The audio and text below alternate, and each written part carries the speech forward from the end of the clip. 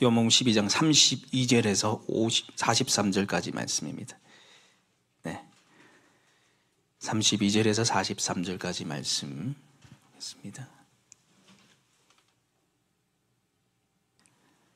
요한복음 12장 32절에서 43절까지 말씀 교독해서 읽겠습니다. 내가 땅에서 들리면 모든 사람을 내게로 이끌겠노라 하시니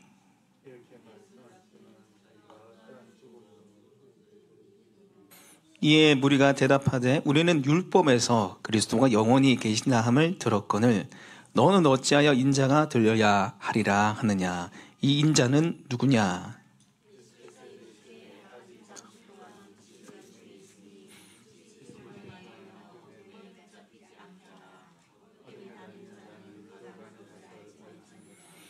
너에게 아직 빛이 있을 동안에 빛을 믿으라. 그리하면 빛의 아들이 되리라. 예수께서 이 말씀을 하시고 그들을 떠나가서 숨으시니라.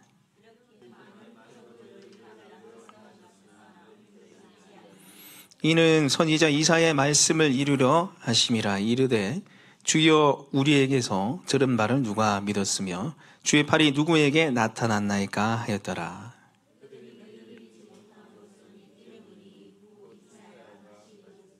그들의 눈을 멀게 하시고 그들의 마음을 완고하게 하셨으니 이는 그들로 하여금 눈으로 보고 마음으로 깨닫고 돌이켜 내게 고침을 받지 못하게 하려 함이라 하였음이더라.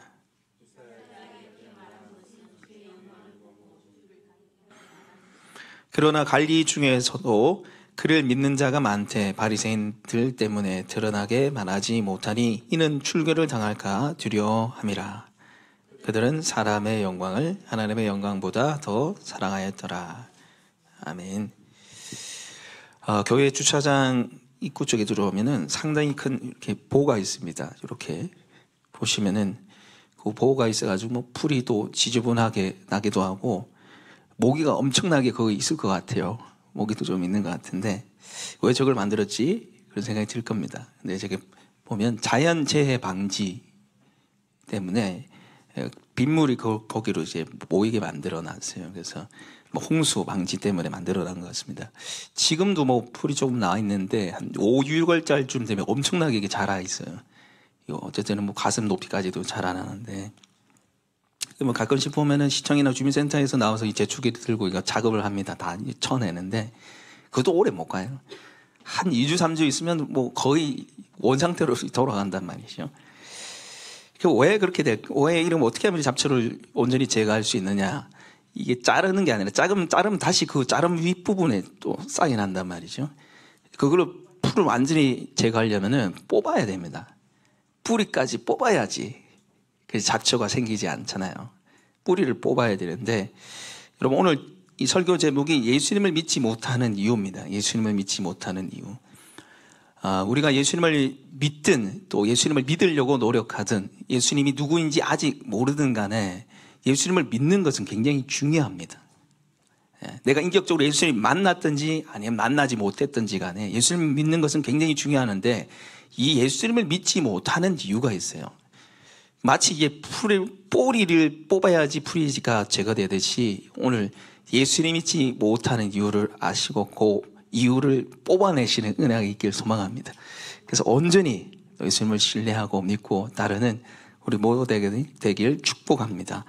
자, 예수님을 믿지 못하는 이유 원인은요. 첫 번째로 표적이 아닌 기적만을 바라보기 때문입니다.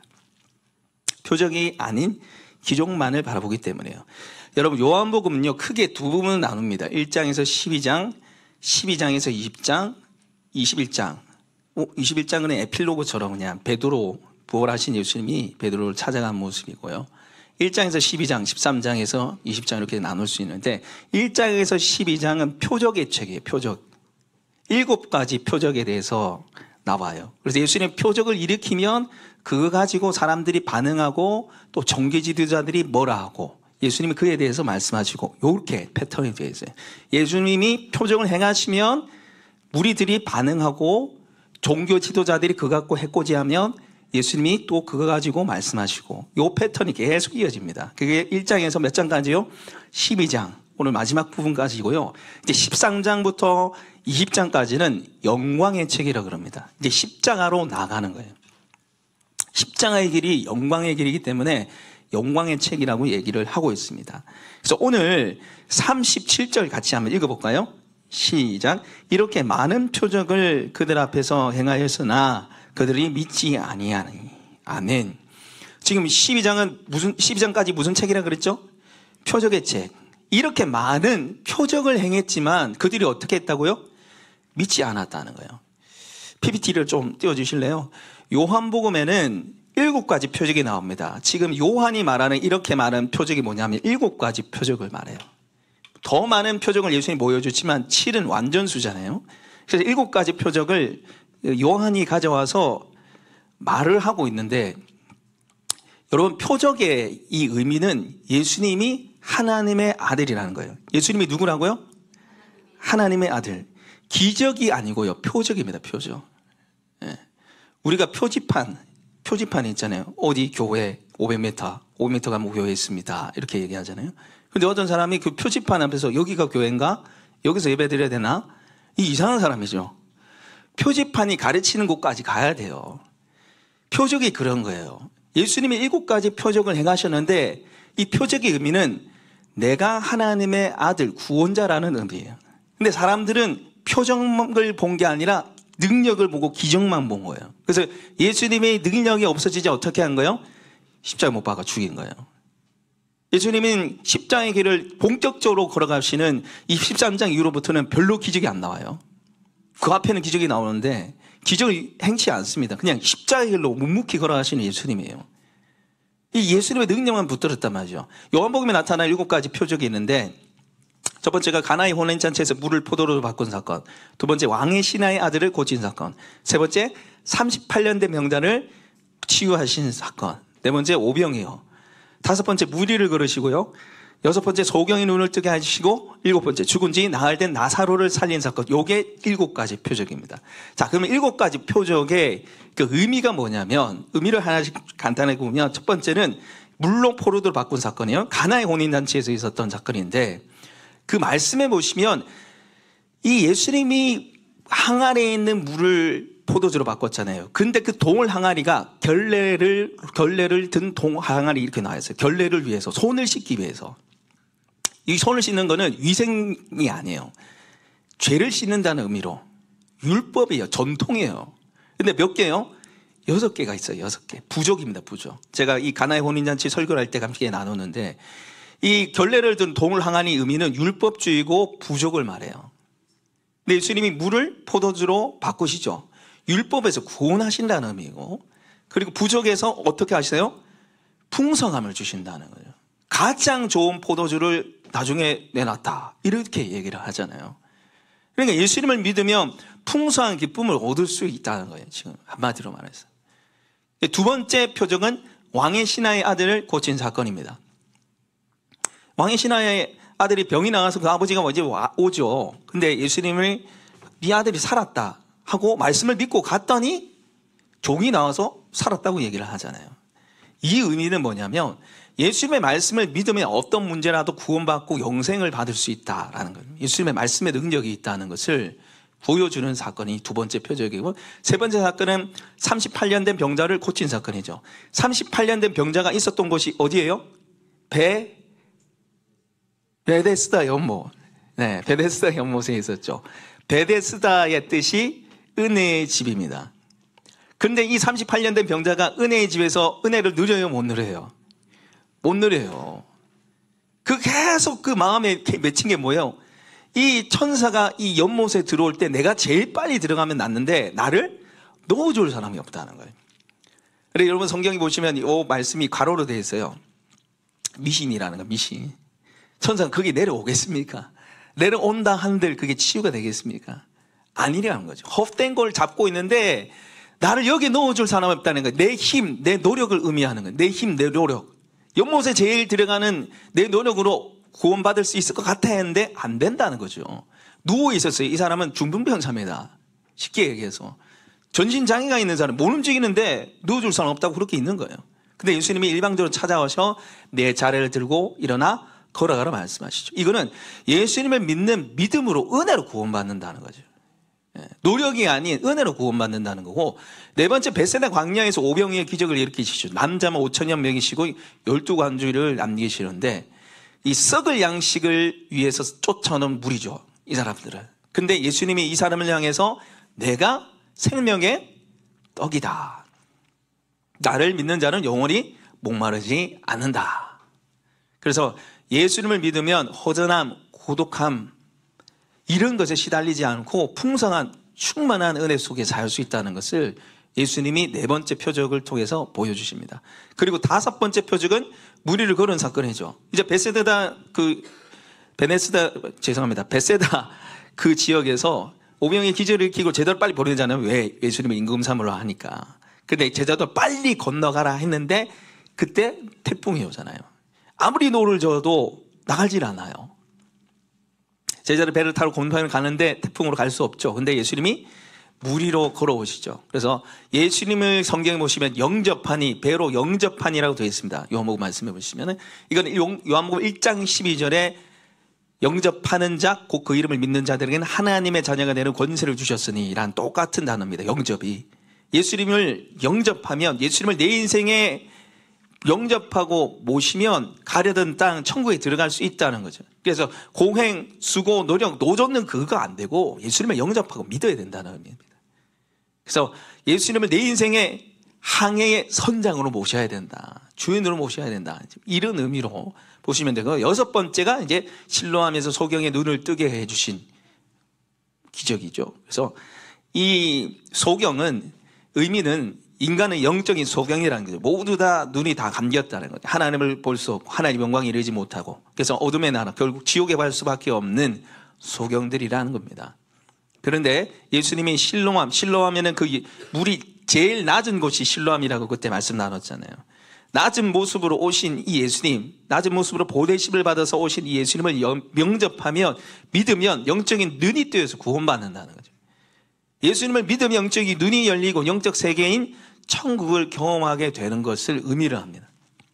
마지막 일곱 번째 표적은 죽은 지 나흘 된 나사로를 살린 사건이죠. 이 죽음 앞에서 무능한 인간의 모습들을 보여주잖아요. 예수님이 여기 오셨더라면 마르다 마리아가 똑같이 그렇게 얘기하고 모든 사람이 다 울었잖아요. 왜? 이거 어찌할 수가 없는 거예요. 무능한 인간의 모습인데 예수님이 나는 부활이요 생명이라고 말씀하시죠. 나를 믿는 자는 죽어도 살겠고 무릇 살아서 나를 믿는 자는 영원히 죽지 아니하리니 이것을 내가 믿느냐. 그래서 나사로를 살리심으로 예수님 부활 생명이심을 증명하셨습니다. 그래서 예수를 믿으면 생명, 부활, 영생으로 새로운 삶의 길로 걸어갈 수 있는데, 자, 7가지 표적의 공통점과 이제 결론이 있는데, 첫 번째 그 공통점은 인간 스스로 문제를 해결하기 위해서 몸부림치지만 해결할 수 없고 구원받을 수 없다는 거예요. 포도주가 떨어졌어요. 이걸 어떻게 할 수가 있습니까? 안 되잖아요. 풍랑이 있는데 이걸 어떻게 할 수 있습니까? 안 되잖아요. 38년 됐는데 이걸 치유가 돼요? 안 되잖아요. 인간 스스로 안 된다는 걸 말하는 거예요. 몸부림치지만 안 된다는 거예요, 결국. 이 문제는 예수님을 믿을 때 문제가 해결되고 구원받을 수 있다는 거예요. 예수님을 믿을 때 부족하고 결핍되고 모자라고 공허한 삶이 기쁨과 자유와 충만을 누릴 수 있는 삶으로 변화가 된다는 거죠. 이게 7가지 표적의 공통점이고, 결론이 뭐냐면 하나님의 아들이신 예수님을 믿고 구원받고 풍성한 삶을 살아가는 거죠. 이게 7 표적의 결론입니다. 결국 예수님이 하나님의 아들이고 그 예수를 영접하고 믿어서 구원받고 풍성한 삶을 살라는 것이 오늘 이 7가지 표적의 공통점과 결론입니다. 자, 저를 비춰주십시오. 그래서 우리가 중요한 게 표적이 아닌 기적만을 바라보면 안 된다는 거예요. 능력만을 붙잡고 살면 안 된다는 거죠. 여러분, 예수님의 능력을 체험하고 예수님을 만났을때 불구하고 주님 떠난 사람들이 있어요. 말기암이 치유가 되는데 치유될 때는, 치유하기 전 때는 엄청 잘 믿다가 하다가 치유되는 엄청 좋아하다가 한 1년 지나고 교회 안 나오고, 사업이 망했는데 예수님 도와주셔서 사업이 다시 살아났는데 교회 안 나오고. 왜 그렇습니까? 결국 예수님을 하나님의 아들로 받아들이지 않기 때문이에요. 인정하지 않았기 때문입니다. 여러분, 우리 교회가 이제 치유하는 교회에 비전을 놓고 치유로 영원한 교회를 비전을 놓고 이제 가는데, 중요한 것은 단순히 치유가 아니라 그 치유를 통해서 하나님의 아들이심을 나타내야 되는 거죠. 하나님의 아들이 예수님이 이것을 치유했다라는 것을 우리가 영광을 올려드리고 또 그 치유받은 그 사람이 그 간증을 하고 믿지 않는 자가 예수님을 인정하고 고백할 수 있도록 우리가 그렇게 해 나가야 될 줄 믿습니다. 그래서 우리가 능력만 구하는 자가 돼서는 안 된다는 것이요. 능력의 근원이신 예수님을 하나님의 아들로 인정하고 모시고 살아가시는 우리 모두가 되시길 축복합니다. 두 번째로 예수님을 믿지 못하는 이유는 예수님을 반복적으로 거절하기 때문이에요. 반복적으로 예수님을 거절하면 예수님을 믿지 못하게 됩니다. 자, 요한복음 12장 39절 40절 말씀 같이 읽어보겠습니다. 시작. 그들이 능히 믿지 못한 것은 이 때문이 곧 이사야가 다시 일렀으되 그들의 눈을 멀게 하시고 그들의 마음을 완고하게 하셨으니 이는 그들로 하여금 눈으로 보고 마음으로 깨닫고 돌이켜 내게 고침을 받지 못하게 하려 함이라 하였음이더라. 아멘. 자, 39절에 그들이 믿지 못한 이유가 있다 하면서 지금 이사야서 말씀을 인용하죠, 지금. 근데 말씀을 보면 눈을 멀게 하시고 마음을 완고하게 하셨다. 누가요? 하나님. 하나님께서 하나님 보지 못하게 만들고 마음을 굳게 달아서 하나님 믿지 못하도록 만들었다. 좀 이렇게 되어 있습니다. 이 말씀을 어떻게 받아들여야 될까요? 하나님 우리를 사랑하시잖아요. 네. 하나님 우리를 기다려 주시는 분이시잖아요. 오늘 강현지 집사님 찬양할 때 간증하고 하셨지만은 뭐 예수님 십자가에 뭐 다시 못 받고 뭐 이런 삶을 우리가 살잖아요. 다 똑같잖아요. 근데 우리를 용납하시고 용서하시는 것이 사랑하시는 게 하나님 아니겠습니까? 근데 오늘 말씀은 안 그런 것 같아요. 눈을 멀게 만드시고 완고하게 해서 하나님 못 믿게 만든다고 지금 이렇게 돼 있는데 이게 뭐냐면 하나님께서 경고하시고 돌아오라고 계속 거듭거듭 얘기를 했는데 이들이 지속적으로 계속해서 반복하자 하나님이 내버려 두셨다는 겁니다. 아예 못 믿게 만들었다는 것이 아니고 끊임없이 선지자들을 보냈죠. 구약 성경에 끊임없이 말씀하셨어요. 회개하고 돌이키고 우상 숭배 버리고 나만 믿어라 이렇게 하셨는데 하지 않았잖아요. 그래서 하나님이 한계점에 이르는 거예요. 여러분 하나님보다 인자하신 분이 계십니까? 하나님보다 오래 참는 분이 계세요? 대답을 변형이 없으시네. 하나님보다 오래 참는 분이 계십니까? 인자하신 분이 계세요? 없어요. 여러분 세상 사람들 한번 보십시오. 야, 너가 하나님이 지옥 보낸다며. 하나님 왜 지옥 만들어서? 하나님 왜 지옥 만들어서 지옥 보내? 이런 얘기 한단 말이에요. 근데 그 하나님이 하나밖에 없는 아들을 보내셨어요. 이거보다 사랑이 많은 분이 어디 있어요? 그리고 지옥은 사람을 지옥 보내기 위해서 만든 게 아니라 지옥을 만드신 이유는 원래 사람 마귀를 멸하시기 위해서 만드신 곳입니다. 그곳에 사람 마귀가 사람들을 미혹해서 잡아서 끌고 가는 것이죠. 여러 가지 뭐 신학적인 논쟁들이 많고 이런저런 이유를 대지만 결국 하나님은 우리를 사랑하십니다. 근데 그 사랑에 한계점이 있다는 거예요. 한계점이 있다는 거예요. 이스라엘 백성들이 얼마나 많이 범죄하고 끊임없이 얘기를 합니까? 그러니까 이 남유다가 망할 그 당시에 예레미야한테 예수님이 하나님께서 예레미야 7장 16절에 이렇게 얘기합니다. 그런즉 너는 이 백성을 위하여 기도하지 말라. 그들을 위하여 부르짖어 구하지 말라. 내게 간구하지 말라. 내가 내게서 듣지 아니하리라. 끊임없이 범죄하고 돌이켜서 돌아오지 않으니까 기도하지 말라는 거예요. 그들을 봐달라고 기도하지 말라는 거예요. 그들이 돌이켜 돌아오게 해달라고 기도하지 말라는 거예요. 제가 열왕기 상하를 읽는데 이 얼마나 많이 범죄하는지 몰라요. 끝까지 산당을 붙들고 있다고 제가 보니까. 산당, 우상숭배하는 조선은 어느 왕이든 간에 끝까지 붙들고 있어요. 안 돌아온다는 거죠, 사람들이. 그러니까 하나님이 내버려 두시고 돌이키지 않도록 놔둔다는 거죠. 여러분, 이것도 우리한테 적용되는 부분인데, 아유, 그러면 목사님, 나도 하나님께 안 돌아가면 하나님 나 버립니까? 여러분, 이런 걱정이 되십니까? 이런 걱정이 되시면 여러분, 오케이. 여러분, 좋은 상태입니다. 나도 하나님 내버려 두시고 하나님 버리면 어떻게 하지? 걱정 드는 게 정상이에요. 근데 나는 아무런 반응이 없어요. 걱정도 안 돼요. 문제가 있는 겁니다. 걱정이 좀 되시고 나도 빨리 돌이켜서 돌아가야 되는데 좋은 상태입니다. 좋은 상태예요. 여러분, 예수님이 우리한테 반복해서 말씀하시고 즉시 순종하기를 원하세요. 그러나 때때로 우리는 이런저런 핑계대고 순종하지 않기를 원하시죠. 네. 그러나 순종은 결국 누구를 위하는 겁니까? 순종을 요구하시는 이유가 뭐죠? 하나님을 위해서가 아니라 우리를 위하는 것이죠. 우리가 그 순종을 통해서 하나님 경험하길 원하시고 풍성한 삶 안으로 들어오길 원하세요. 제가 지난주 목회자 칼럼에 2시간 간당 기도를 한다고 넣었는데, 제가 거기에는 항목을 넣지 않았지만 Q&A라고 이렇게 항목을 잡아서 제가 기도하는 게 있습니다. 이게 질문하는 거예요. 하나님 이렇게 해야 됩니까? 저렇게 해야 됩니까? 이거 어떻게 해야 됩니까? 이제 목회적인 부분도 있고 제가 개인적으로 또 하나님께 묻는 것이 있는데, 그거 보고 이제 기도하면서 물어보는 거예요. 그렇게 답을 제가 이렇게 달아보고 또 순종하려고. 저도 순종 잘 안 돼요. 근데 순종해보려고 기도할 때 하나님께 물어봅니다. 이거 어떻게 하면 좋겠냐고.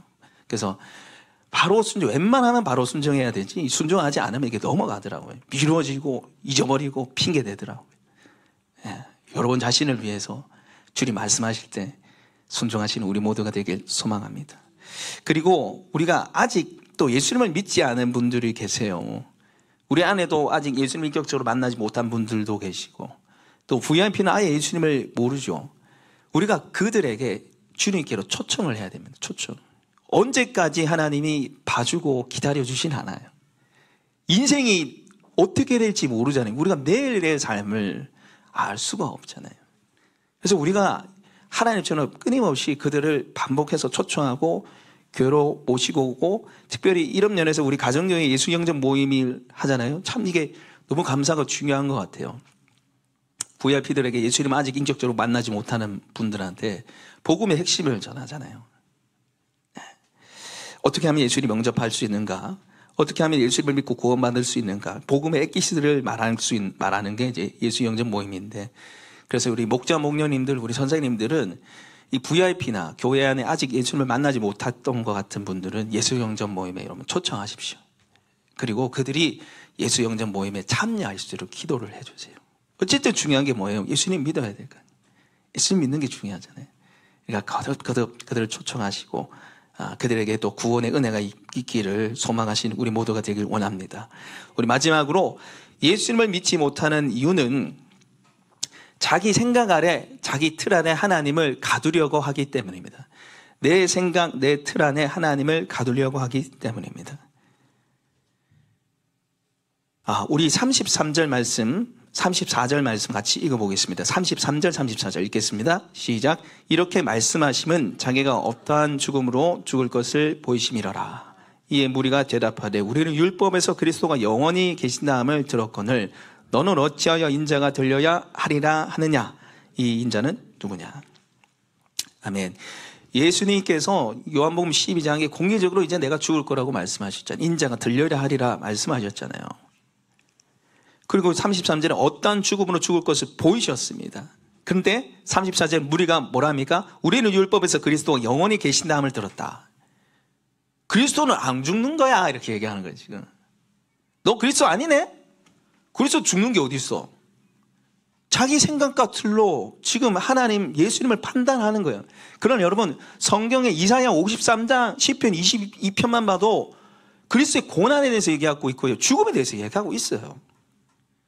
성경을 너무 잘 알고 있는 이 이스라엘 백성들이 아예 외우는 바리새인과 서기관들이 이렇게 얘기하는 것이고요. 이게 뭡니까? 자기 생각 안에 하나님을 가두는 거예요. 자기 생각 안에 그리스도는 이래야 돼. 그리스도는 안 죽는 거야. 너 죽는다고 너 그리스도 아니잖아. 이렇게 하는 거예요. 성경이 그렇게 말하고 있음에도 불구하고, 성경을 알고 있음에도 불구하고 자기 틀 안에 자기 생각 안에 하나님을 가두고 하나님을 감히 판단하고 정죄를 하고 있는 것입니다. 여러분, 때로는 내가 생각하는 하나님과 하나님 나에게 말씀하신 하나님이 다를 때가 있어요. 내가 하나님께 원하는 것과 하나님 나한테 주시길 원하는 게 다를 때가 있어요. 나는 이거 달라 그러는데 하나님 나한테 주길 원하는 게 다를 수가 있다는 얘기입니다. 제가 세 번째 돼지 사진을 좀 띄워주실래요? 세 번째 돼지 사진. 네. 여러분 이분 누군지 아시겠습니까? 이용규 선교사님이죠. 더 내려놓음 베스트셀러 작가죠. 이용규 선교사님이신데, 이분이 원래는 서울대 동양학부 대학원을 수료를 했습니다. 서울대학교 동양학부 수료를 했어요. 그 과정도 여러분 쉽지 않아요. 서울대학교니까 얼마나 공부를 열심히 해야 되겠어요. 뭐 똑똑한 사람들이 가는 데 서울대긴 한데, 그 서울대 다 똑똑한 사람들이 모인 곳에 그걸 해내기가 쉽지 않잖아요. 이제 간증을 들었는데, 수요일날 이제 영상을 같이 간증을 들었는데, 그 동양학부를 대학원을 수료를 하려고 7년, 8년 밤에 잠을 잘 못 잤대요. 7, 8년을.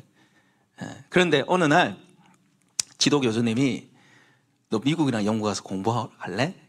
이렇게 한 거예요. 그런데 이 선교사님한테 하나님 그런 마음의 감동을 주셔서 미국이나 영국 가서 공부해라. 그리고 이 교수님이 다른 걸 공부를 하라는 거예요. 중동 역사 쪽으로 공부를 하라는 거예요.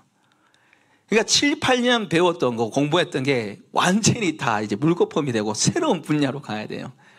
근데 기도하면서 이게 하나님 뜻인 것 같아서 다 버렸습니다. 그래서 미국의 하버드대에 중동 역사 공부하는 쪽으로 갔어요. 근데 그게 쉽지 않아요. 페르시아 언어도 배워야 되고, 이분이 언어를 8개를 한다 하더라고요.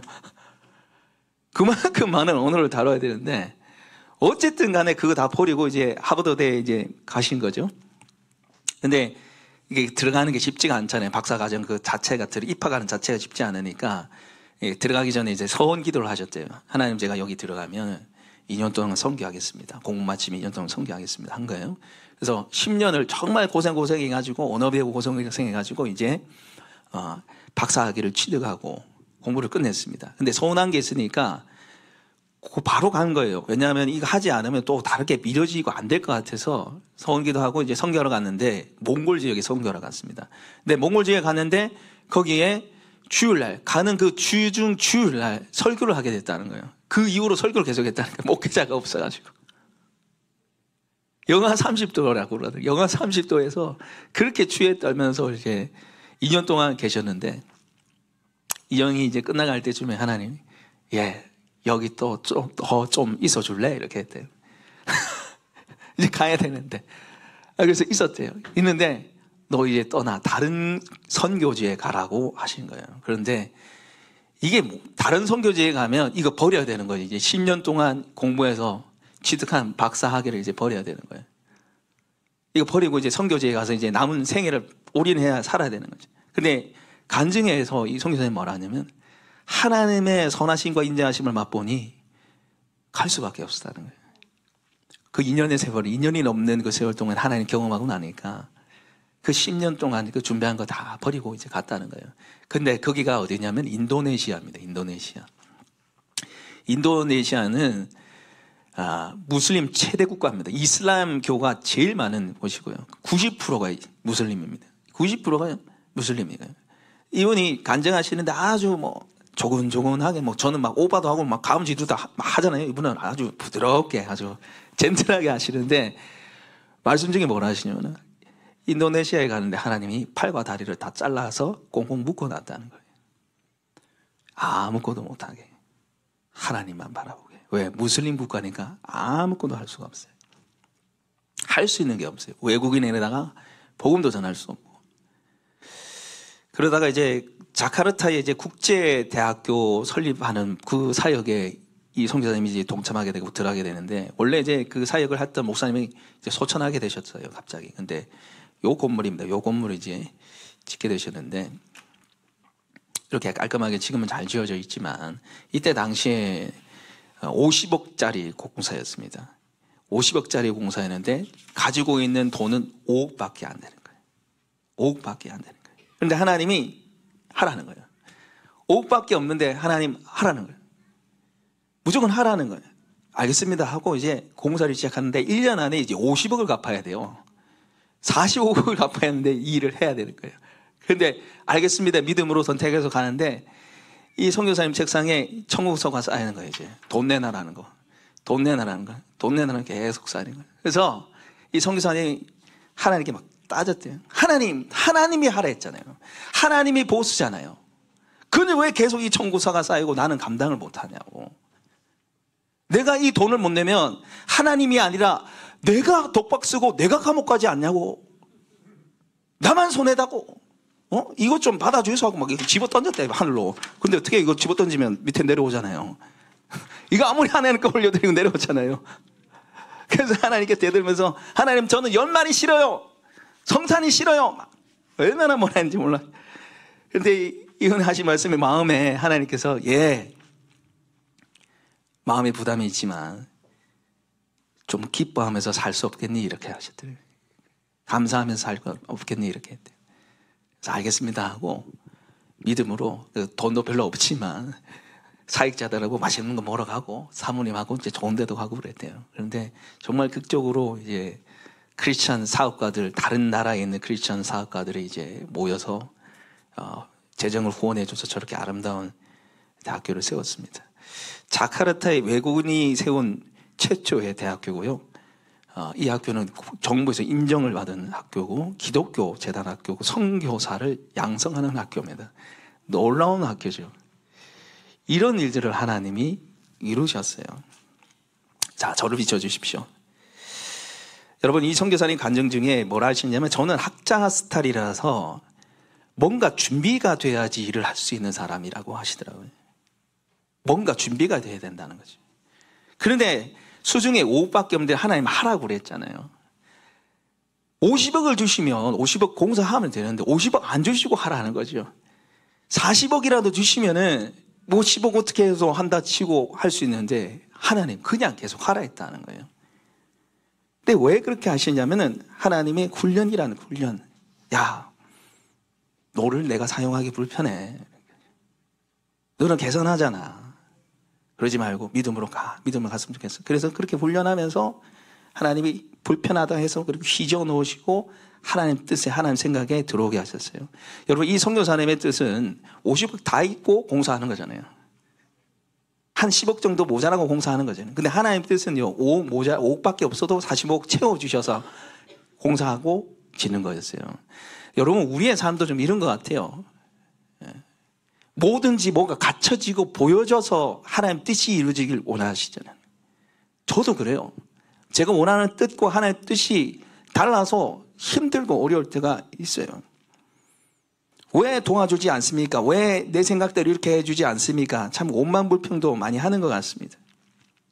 제가 이 간증 영상을 보면서 수요일 날 이렇게 기도를 하는데, 하나님께서 제 마음에, 야, 너 그렇게 하지 마라는 마음을 주시더라고요. 그게 뭐냐면, 저는 저희 교회에 이제 매주 세 가족 막 두세 가정씩 매주 오고, 막 상공부하에 뭐 수몇 명, 30명씩 막 등록해서 수료하고 막 이런 걸 저는 원했어요. 지금도 솔직히 좀 원하고 있고. 그런데 하나님이 지금 저를 향한 하나님의 생각과 뜻은 그런 게 아니라 한 영혼이더라고요. 네가 섬기고 있는 그 VIP 한 영혼, 네가 저녁에 만나고 있는 그 한 영혼 세워주고 돌이켜서 주님 믿게 만드는 거, 그게 하나님의 뜻이라는 거죠. 제가 그거를 받아들이는 순간 너무 마음에 짐들이 내려놔지는 거예요. 제가 그래서 목장 때 이야기를 했습니다.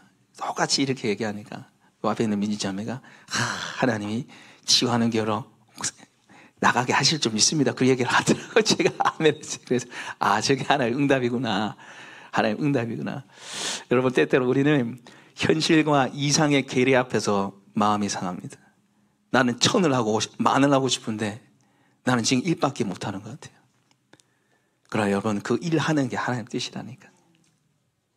일하게 하시는 하나님 뜻을 여러분 수용하시고 받아들이시길 바랍니다. 우리가 하나님 조종하려고 이렇게 저렇게 하지만은, 여러분, 한 가지 분명한 사실은 하나님이 내 삶의 주인이시고요, 하나님의 우리의 선한 목자시라는 거죠.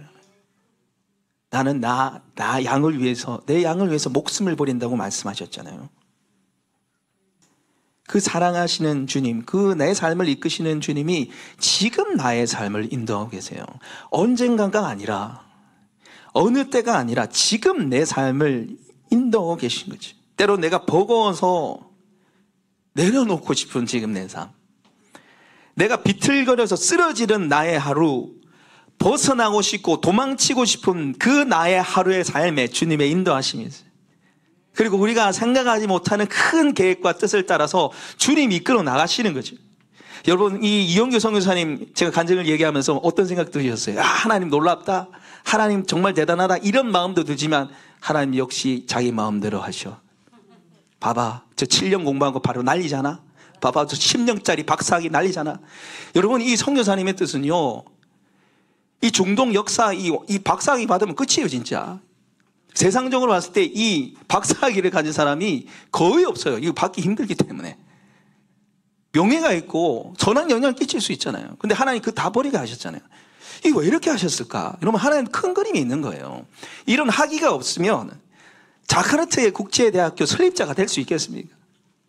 이런 박사학위 이 스펙이 없으면 그 인도네시아에 있는 그 정부 사람들이 인정해 줬겠어요? 인정이 안 되죠. 그 과정들 하나님 하나씩 다 준비해 나가시는 거죠. 지금 내가 힘들고 힘겨워하는 이 삶이요, 하나님 큰 그림 안에 있는 줄 믿습니다.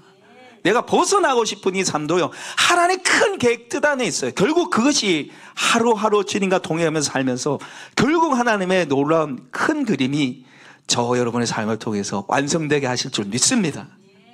그래서 그 주님을 신뢰하면서 좀 내 생각을 내려놓고 주님의 뜻을 구하며 살아가는 우리가 모두가 되시기를 축복합니다. 오늘 우리에게 주신